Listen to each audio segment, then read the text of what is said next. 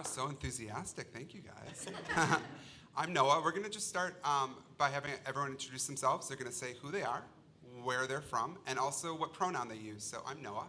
I run Queer Voices here at the Huffington Post, and I use him and he.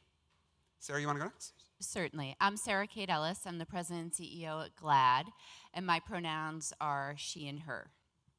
Hi, everyone. I'm Jonathan Lovitz. I'm the Vice President of External Affairs at the National Gay and Lesbian Chamber of Commerce, and also right here in New York, the Director of NGLCCNY, and I am him and his. Hey, everyone. My name is Apphia. I'm from the South Asian LGBTQ Association here in New York, and my pronouns are she and hers. Buenas tardes. My name is Lillian Rivera. I'm Director of Advocacy and Capacity Building at the Hetrick-Martin Institute, and my pronouns are she, her, hers, ella. Awesome. So we're going to chat for about 30 minutes. I've got my Oprah cards here, and I'll be asking some questions. They're pretty open-ended, so we're just going to have a great conversation. Then we're going to have 15 minutes of questions from you guys. So think of your questions. Think if you have questions in response to things that people say up here. I'm going to try not to police too much. I just want to have a conversation, so we're just going to get into it. I think we're going to start just talking about the climate in the queer community right now in general. 10 days ago, we had a tragedy in Orlando with the mass shooting that happened. And I think that really, it woke up some people. I think it really shattered some people, most people. But I want to hear from you guys what you think about where we're at right now in terms of the queer community in 2016, especially in light of what happened in Orlando. So just kind of like, what's the temperature like right now? I was there for several days down in Orlando when it first happened, and I think that, there obviously is the initial shock of it all, but I think that as devastated as we are as a community and as shocked as we are more determined than ever before to galvanize. And I think we were talking a little bit about even just the events this week, because it's Pride Week here in New York, and that all the attendance has been up at least double or triple at all these little parties or a garden party at the LGBTQ center. And so I think that we're looking for a sense of community more than ever, to mourn together, but also to focus on the future and figuring out how to end this hate once and for all, and the means to turn hate deadly. So I think that, there's a lot of complexities going on as well. One of the big questions that I got was, do you think we should up police presence? And that's a big issue for us because within the community, there's so many people of color and where police presence is an issue, and undocumented people. So, I always say that's not the cure to the cancer, that's a painkiller. And we really have to go after the cancer, and the cancer is hate. And we've been seeing it with over 100 anti-LGBT bills, right? That's perpetuating hate in this country, and we have to look at ourselves, not outside of our borders. We have to look at ourselves and how we are perpetuating this hate within this country and figure out how to put an end to it. And I think we've never seen, we've been through tragedies. This is not the first by any stretch of the imagination. And in fact, it's helped remind some people that we have been through this. We've had, the Upstairs Inferno fire. We've had mass casualties against our community and against, allied communities. But we've also, I don't think we've ever seen a coming together and a support like this, whether in the queer community of people from countries away saying, what can we do? And then the allied community, the business community, giving like they've never given before in what is truly a national tragedy, was truly a unifying tragedy. I'm from, my family's in Orlando. This was my place to dance on college weekends. And so to know that it could have been any one of us on any day, and to send photos with friends who were there on past nights and thinking that that could have been us, and that we had the obligation now to, for the 49 people who went there to live a little, we owe it to them to live a lot. this weekend and the other 364 days that are not Pride. And I think we're seeing so much of that in the community now, that people are showing up in ways that they never did to give and live louder and prouder and more of themselves and more freely than we've seen in a long time. What do you guys think? Yeah, I think it's important to acknowledge the sort of the important piece that a lot of Latinos died and people of color died there, right? So I think what we're having, and it's really important for our community, that we have these conversations about how do we represent all of us, right? And how do we build the leaderships, particularly between and have the conversations between the larger LGBT community, the Latino community, and the Latinx, which is the LGBT Latino community, building those bridges and having those conversations, because our experience in the United States is unique, right? And we need to sort of lift up the intersections about our lives and how does that manifest when a tragedy happens. I think at Hetrick-Martin, we're really concerned about the long-term effects of a tragedy of this scale, in particular around young people and the disparities that LGBTQ youth experience around mental health. What does that mean for them long-term? How do we as a nation, and how do we as adults within the LGBT community wrap around them and become the village? When you have 30% of young people being rejected from their families when they come out, it's our responsibility, right, to step up and be that village that they need. And I think they need that village to be a little tighter. They need that village to be responsive, and they need that village to say, we love you and we're here for you, and we're gonna see this through together. So I love the fact that you said that we need to represent the people who were there, and about the kind of village that we need to create. One of the things that I've seen online is I've seen a lot of BIFOC, well, a few BIFOC coming out and saying, I'm struggling with the legitimacy of my identity and this grieving process. That's one thing. And then the other thing that I have personally experienced as an asylee is I came here from India, where I used to host LGBT parties, and I got asylum here because I was harassed and threatened there. So that was really triggering. And then when you're that triggered and you're in a space where I've been in Boston for the last couple of weeks, and I was like, I don't have community here. So I'm here in New York, and I was like, I need to be with my Salga fam and just, be with my community and be resilient. There's a lot of talk about self-care happening. There's a lot of support from and to the Muslim queer community. I've seen some amazing pictures and heard some stories of them having LGBT iftars, which is fantastic. If you look it up online, there are pictures, and it just makes me cry, because this is where people are coming together within their own community to support each other. And then there's also this thing where people are talking about, oh, we want to talk to all of the Muslim queers and see what they have to say. They kind of also need to grieve a little, and it can get exhausting and overwhelming. So all of those things have kind of, I think for me as somebody who is in their leadership within the South Asian community, I am really asking myself, how can I step up and do more?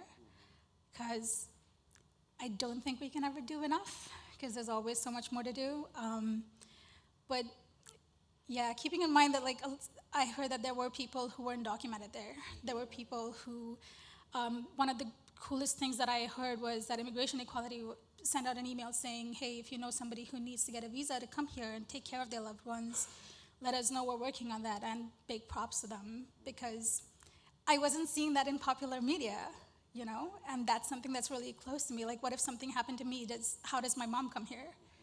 So that's a reality for a lot of us. That's a great point, and that kind of brings me to my next question too, is just about, when we look at the media, we look at our community itself, so often what we're seeing are especially white gay men, and there are a lot of parts of the community that aren't represented in our media, in entertainment, even in our own communities. And so I'm wondering, how do you guys think that we're better about that? How do we get, people of color? How do we get genderqueer people? How do we get asexual people? All these parts of the community that we don't talk about enough, how do we get them to be more visible, and how do we support them? I'm really itching to like just say there's a thing that we say that not about us without us, and there are people who are ace, bi, genderqueer, gender nonconforming. You will get the rainbow and more if you just look in the right places. And we're there. We're all online. We found each other. I don't see why the popular media can't find us. And instead of like talking for us, you know, let us talk for ourselves and like tell you what's actually going on. I would jump in there, just being at GLAAD, and our job is, a big part of our job is representation in the media. And what we found over the last year is that we shifted. We do an annual report. We do 2 annual reports on streaming content and television specifically that measures representation. One of the reports we sunsetted this past year to focus on another, because the first one was really just about counting how many LGBTQ people were being represented. This newer one, or this one that we are focusing more of our resources against, is Where We Are on TV, it's called. And you can go to GLAAD.org and download it and see. But what we try and do is look at intersectionality. So how many people of color, how many disabled people, how many people that are identify as queer or ace are being represented. And so I always say, you can't move what you don't measure. And so that's why we're putting more resources behind that, because we want to see more diversity. In TV, in film, we're way behind on. That's a whole show in and of itself. But in terms of TV and content, and streaming content, but streaming content itself, the Netflix of the world and the Amazon have really been, I have to say, at the forefront here, pushing the envelope. They don't have the same model as TV, so they don't have the same revenue lines or depend on them, so they can push the envelope in unique ways. But things like Sense8, things like Orange is the New Black are really pushing the envelope and able to be more inclusive than what we've ever seen before. So it's continuing down that path and going even further. And taking some of the visibility to not just in the most public of places like television, film, and the internet, but right in our own backyard. Through just as GLAAD is doing amazing work in the media space, we try to do a similar prism on the business ecosystem, and we are focusing more heavily than ever at the NGLCC on intersectionality, because so much of the work now is about breaking down the barriers and putting seats at tables where people can bring all of themselves in a way where you used to have to say, well, to do business or to succeed today, I have to only go in as African American or as a woman or as Hispanic or as LGBT, but God forbid I be all the things I am at one time. That's too much for people to handle. And even in our own community, we've seen that, where there has been intolerance among ourselves, pushing out that with which we're not comfortable, not of our peer set, not of that we've always grown up around or work around. So adding more seats to the table, and more importantly, linking arms with each other when we've got that seat at the table and say, we're not letting go.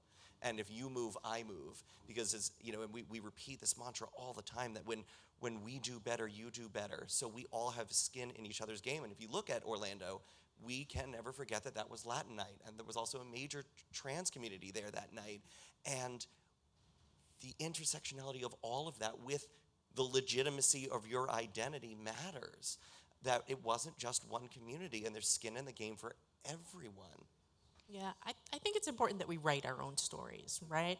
I think I grew up not seeing any Puerto Rican lesbians. I didn't think they existed, right? I was a unicorn. I thought I was a unicorn, right? But it's essential for our future in that if young people don't see images of themselves, possibility models around who they are in their identity, the families that they can create in the most expansive definition around family, then they're not gonna know that they're okay. They're not going to be affirmed in their identity. So I think, one, letting young people write their stories, us writing our stories, right? Really taking it upon ourselves, and opening the door. Like you said, when I get my foot in, I'm gonna pull you in, right? And making sure that we're creating those opportunities for people to speak their truths. I also just want to, on that, there's a very strong business case. around if you're in business or any kind of business that you're running, that when you look statistically at the numbers, a third of millennials don't identify as non-binary, right? And then you look at our Gen Zers, and less than 50% of them identify as strictly heterosexual. So if you're talking to anybody about audience or who you're going to sell to, or all the companies in America at least, they want those audiences. And when you say that that's what's on their minds, that's the way they're thinking. So if you want to attract them, you better reflect that in your products, in your advertising, in the people that are sitting in the corporate seats. They sit up and they listen. Also, like to get in on the back end of that is when you're representing them, represent them correctly. Because I've seen way too many stereotypes of bi women, bi men on TV. That hurts us more than helps us. You know, watching a character on TV say something that's so biphobic, and I was watching Appropriate Behavior, I think that was the movie. It's about this Persian bisexual woman, and her lesbian ex-girlfriend was so biphobic, and I was just sitting there stunned. I was like, I was watching this because it said bisexual in the definition, and then it's Surprise, yeah. I like think part of in it, the heart, twist the knife. I think part of it too is holding people accountable, and I think especially like with the media and a lot of the reporting we saw in Orlando at first, they weren't even mentioning that it was a queer club, and they weren't mentioning that it was Latin night. And so when people started to, the great thing about social media, I think social media is great, and I think it's awful. I think that it can be really. People can go on these rants and it can actually be harmful, but I think at the same time it allows us to hold people accountable and say, hey, you forgot about this, what's up with that? And I think that's really important. Another community I want to talk about are straight people, or non-queer people. I think our allies are really important to us. I think in light of what happened in Orlando, it was interesting. I saw a couple of things happen. I saw number one, so we had a vigil here, and the first person who spoke at our vigil was Nick Jonas, a white straight man, you know, and a lot of people were really angry about that. And they said, this is our time to grieve, and we want the support, but maybe he's not the first person who should get up on the stage and talk to us right now. At the same time, we have people calling out celebrities for not saying anything about Orlando and saying, Taylor Swift, why didn't you say anything? You said something about what happened in France last year, but you didn't mention Orlando. So what do we expect from our allies, and how can non-queer people be good allies? If I have seen, even on my own social media, and that great thing shared by colleagues and friends, that so many allies have reached out and said, I don't know what to say, but I want to say something. Give me a link, give me something to share, give me a photo to post. I want to show you solidarity, but I also don't want to intrude on your grief, and I don't want to intrude on a world that I don't fully understand. But there's a commonality and a basic humanity that runs under that. But at the same time, I completely agree. We have to hold accountable those who stay silent. And they are making some of the loudest noise of anybody. And that reflects, you know, celebrities. It reflects electeds who won't say LGBT or Hispanic or any of the people involved. But there's no right way to grieve, and there's no right way to deal with this. You know, we were talking about this earlier. The playbooks go out the window just as soon as a catastrophe hits. But that doesn't mean you stop trying. And when you look at some of the really successful allies, the CEOs, the public advocates who have come out and said, it's not my fight, but it is my fight. And here's how I give. Here's how I'm going to encourage my corporation to give, or my small business to give, or my community, or my temple, or my church, or whatever it is. The ally community is there. And there's also, I think, some real progress made on the dynamic conversation and talking about things that are outside the norm for them. This hit home in a way, you know, we're supposed to be celebrating this week 1 year of marriage equality, and we should be watching nothing but documentaries about that. But instead we're talking a lot about gun control and things that are perhaps more universal to an allied audience, but with an undercurrent of queer human events. And there's going to be some really great understanding that comes out from that. So a year later, when we come together again this time next year, we'll look at that and see where the allies stand. And I think we're going to be really impressed with what's happened. We need our allies, right? We need our community. I think it's important how folks have stepped up. For me, it feels really, really good and important. I think I would say to our allies, center us, right? Center us in our grieving, support us, bring us resources so we can take care of our community, and incorporate this action moving forward. I want to see you speaking clearly.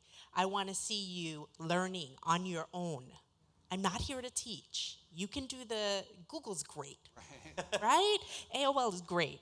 We can do this. You can learn. But when it comes to voting, vote with us. Vote for our interests. Vote so we can have protection in the workplace. Vote so we can have a safe life. That's what we need. So one of the things that I really want our allies to do is read How to Hold Space 101, because more than anything, that's the one thing that we need. I have a bunch of friends, myself included, a majority of my straight friends have not said anything. For them, it's not something to say anything about. Thankfully, I found some bi community who's been like, we're here for you. And also, Bree Carter wrote an article about grieving while bi, which I think is an amazing read. Everyone should read it. But holding space it's not that difficult. It's just letting the other person grieve, but letting them know that you're there. That's step one. Step two is, of course, taking action and donate money, wherever you can, where it makes a difference. Do that so that we can build more community.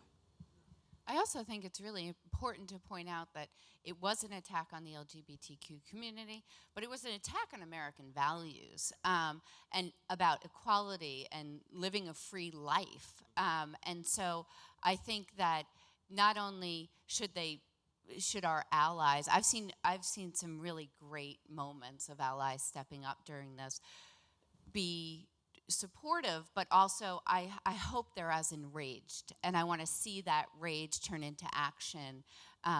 Like you said, vote and protest and stand up, because this happened to all of us. It happened, yes, to the Latino community, LGBT, and specifically, but it's the fabric of this country. It's what we stand for, and so I think they should be taking it personally as our allies as well.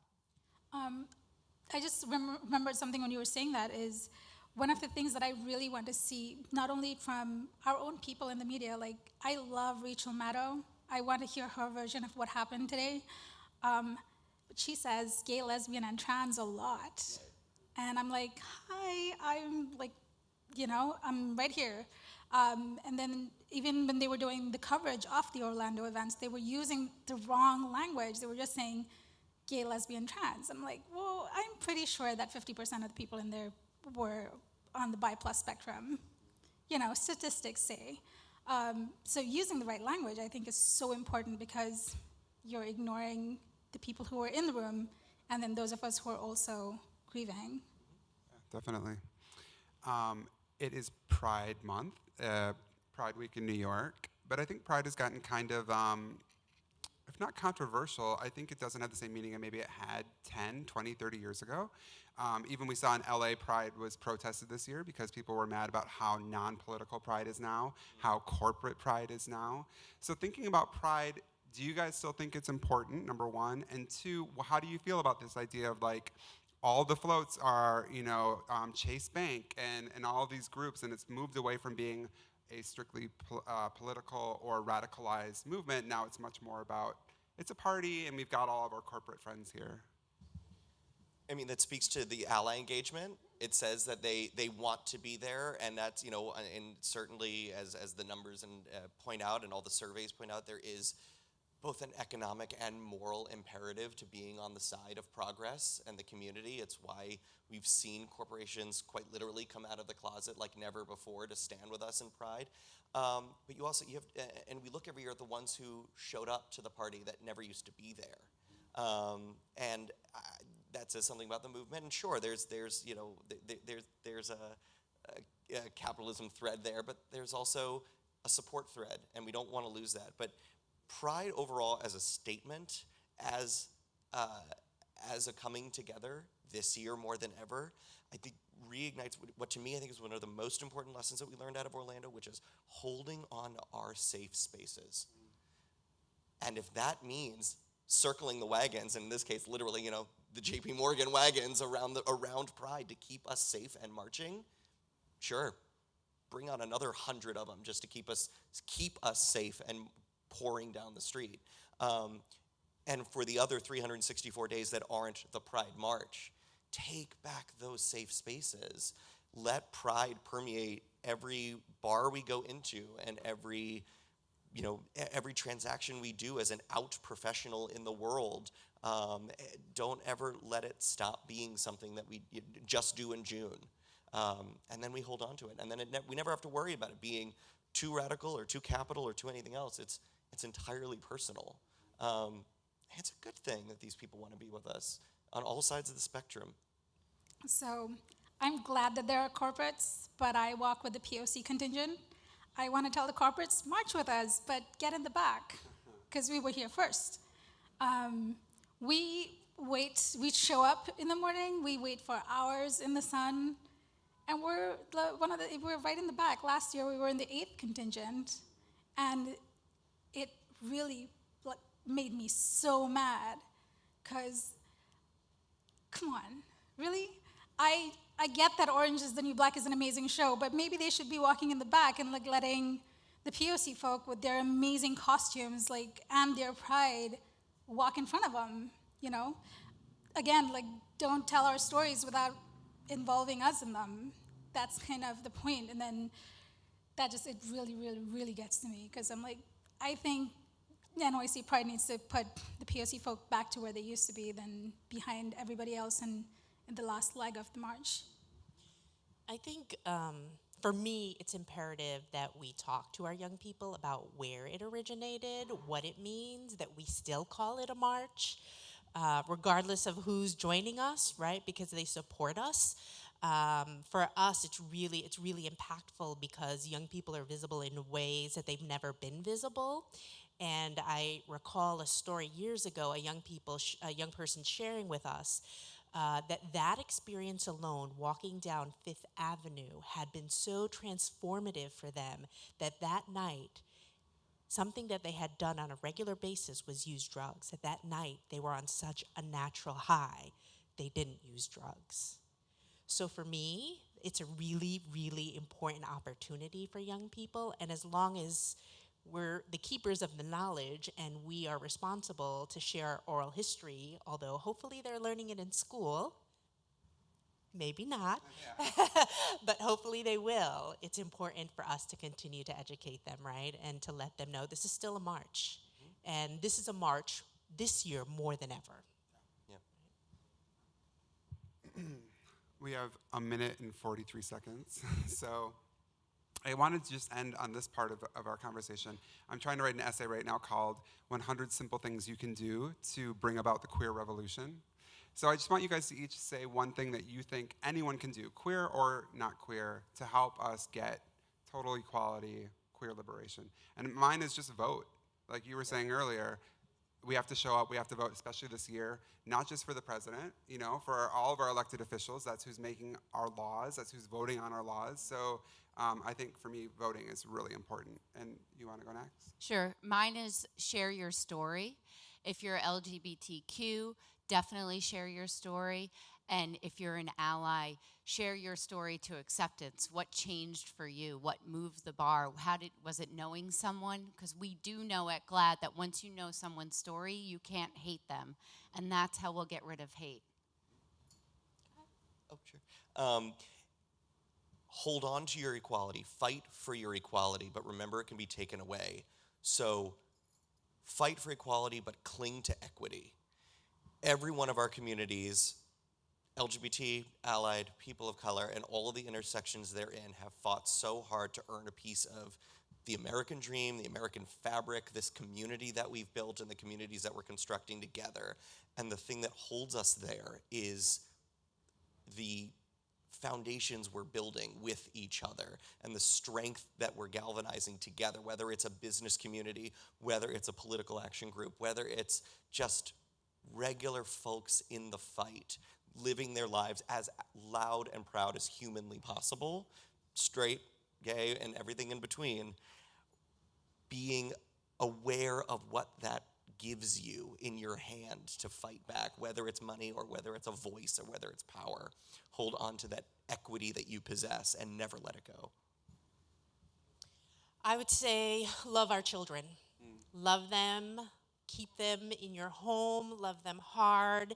If they're your own, and this is to our allies, right? If they're your children, regardless, and in celebration of their sexual orientation and gender identity, love them. Do not throw them out of the home. And if you are not a parent, that you figure out how to love our children, because a lot of them don't have that home to go to. So let's be those adults and be that village.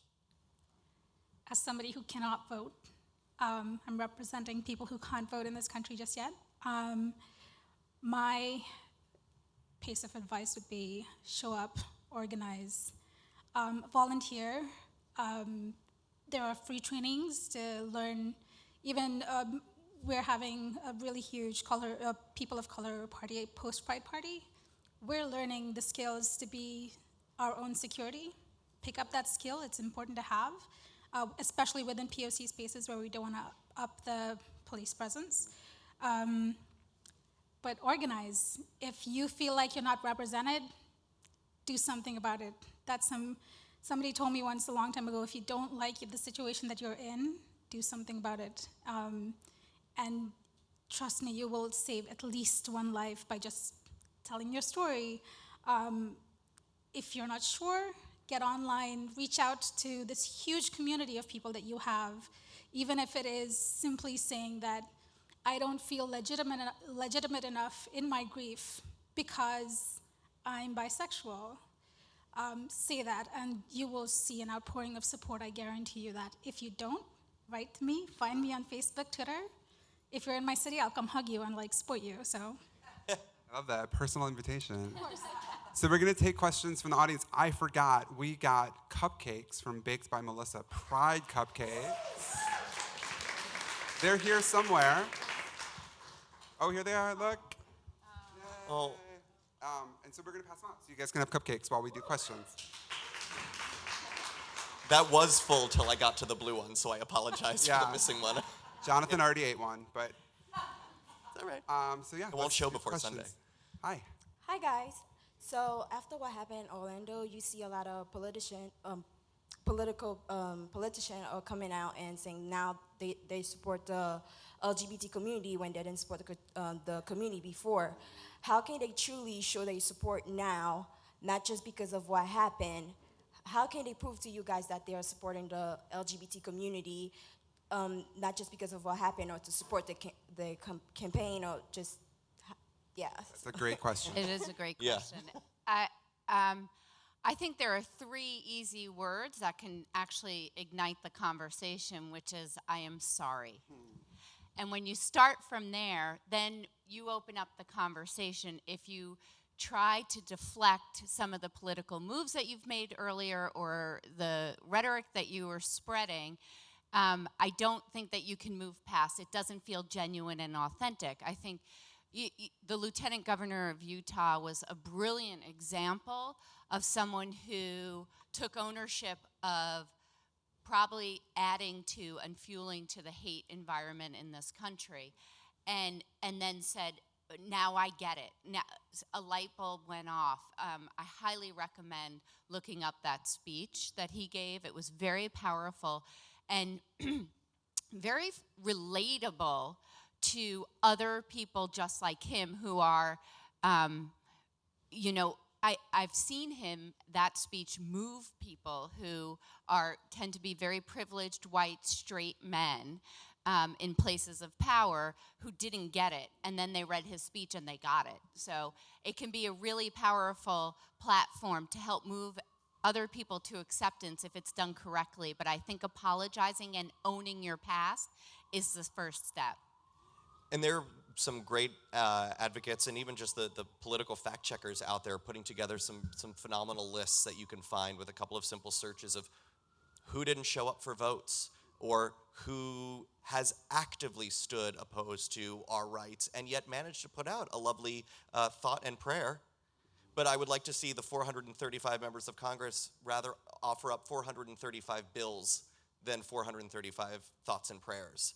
So hold them accountable. It's, speaking of your equity, that's one of the few things that every single American, LGBT or allied, has at their disposal, and it's their vote. So if you don't show up and you don't vote these people out that are going to stand against you, whether or not they say they're with you now, you've given up. And I don't think you want to do that. Hi guys, thank you so much for being here today. I want to speak a little bit about how the tragic events in Orlando happen. I want to start off by saying that the NRA receives about $50 million in donations each year, and it has a powerful lobbying arm in Washington. What are your thoughts about the focus of the LGBT community being turned into one of the country's biggest problems, which is gun reform? Also a great question. I can, no one's jumping in. There's been a lot of, I can say that as a leader in the LGBTQ community, there have been a lot of discussions among the leadership about how do we approach this and where can we fill it. There are very good organizations out there right now, the Brady Group, and then also Every Town. And so what we're looking at as GLAAD is how can we help elevate them and help them with the work that they're doing. But I have to say that I've been at some community meetings, and there are absolutely grassroots organizations that are very specifically LGBTQ that are popping up. We'll see them in the Pride Parade this weekend, and they're going to be making really big statements around this. So I think that, it's one of those things where what's most important to the LGBTQ community is that we are the most targeted with violence community out of all of them. And so this directly affects us every day. This massive tragic event that happened last week is a stream as part of all of the events that happen to the community over and over again on a daily basis. So it is an issue for our community, and it is something that many leaders are taking very seriously and are looking at. And similar look at, just as there is the great lists of all the politicians out there who have chosen a side, similarly, there are some phenomenal sign-on letters that many of the top and brand new LGBT groups out there and allied groups have signed on to say we're putting our resources, our communications tools, our organizing power to fight this as we can through our constituencies and through our communities in the lane that we know how. But along with that, there's also, I think, a renewed sense of ownership and responsibility over our news cycle. We have watched too many of these tragedies. I think it's been, the president said this was his 15th time at the podium to give one of these remarks about a mass shooting. And they're with us for a week and then they fall off the news cycle and we move on to the next tragedy or the next Kardashian or the next whatever. And we can't let that happen this time around. So look at those letters of all the LGBT groups and the allied organizations that are standing with us and keep on them. Don't let this fall off the news cycle. Don't let this become just another sad story and another sad statistic. We can keep this drumbeat going to fight this back. And I think one of the great things about the queer community is that we get stuff done.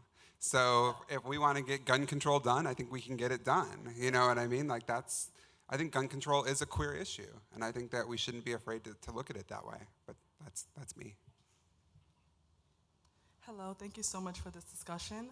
I actually wanted you guys to talk a little bit more about your opinion on the way the news and the media has covered the Orlando situation, because when I watch the news, especially news channels that are more conservative, they talk more about gun control and Islamic terrorism. And even though that is a problem and issue, this was first and foremost a hate crime.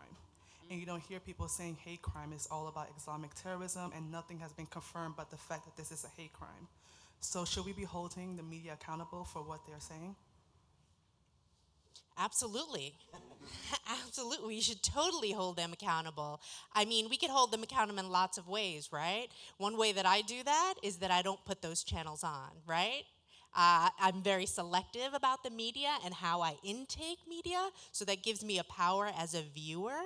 And I think it is important that we push them to say this was a hate crime. This was a hate crime that impacted the LGBT community, that targeted the LGBT community, that the faces of the folks in the club were, Black and brown folks, and that we continue to have those conversations, because it's real easy for us to be wedged against the, Muslim community, or that we continue that rhetoric when we know that's what it is. It's rhetoric, right? And that's really not the narrative that's happening. And it's also important that the storytellers be diverse, right? And I think it's important that we hear from folks on the ground, folks doing work in Orlando, from the folks living in Orlando, that they tell us their stories as well. Our final question from an online viewer. So Madison says, is it possible to be gay and a Republican? It's possible, but not advisable. No, what do you guys think? Wow, that's an interesting question, right? I think it's absolutely possible. I think it really depends on how a person will negotiate their value systems and sort of the platforms of the Republican Party, right?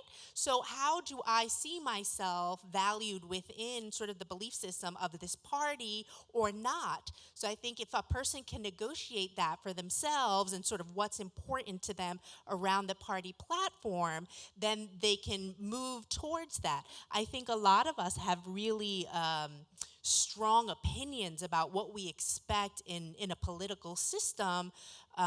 So we have much more critical analysis of the parties that are available to us, right? And that happens when people are marginalized. So if I'm marginalized and I don't see my interest being represented by this party or that party, I'm less likely to, really speak. They don't speak to me. So is it possible? Absolutely. But what is that sort of, where are you seeing yourself represented or not? Or to the bigger point, if you don't want to necessarily be an out LGBT Republican, get involved with the party and get some conversations going and make some differences from the inside out. I mean, there have been a lot of people who said, well, what if all of us who are really pissed off right now got an NRA membership and just decided collectively to vote to disband? Couldn't we do it? So what if all of us who are queer and angry decided to join the Republican Party, and there were enough of us to influence the platform next time around? Or start running queer conservative candidates who want to completely shift what the party's made of. We'll see if that works, but it's about involvement, right? We can all do that. Again, it's your sacred honor and obligation to be involved in the system, so don't whine on the sidelines, get involved. Sure, you can be a gay Republican. It's not an easy time for you to do it right now, but if there were a lot more of them, I think the conversations would be a lot different, because, to your point, someone would know someone. And it gets a lot harder to hate that person when they're your staffer or your colleague or your friend or potentially your elected representative. Cool. That is it. I want to thank you guys for showing up. This was awesome, and I appreciate it. Thank you guys, too. Happy Pride.